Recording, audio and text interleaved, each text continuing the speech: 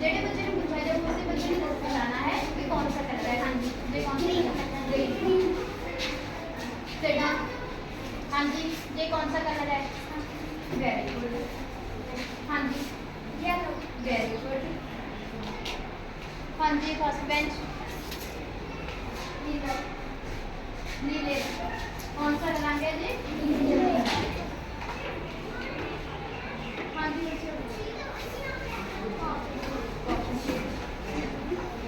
हाँ जी लाल रंग कौन सा रंग है जी। लाल रंग। ये कौन सा रंग का है। ज्योमेट्री का कलर कौन सा है।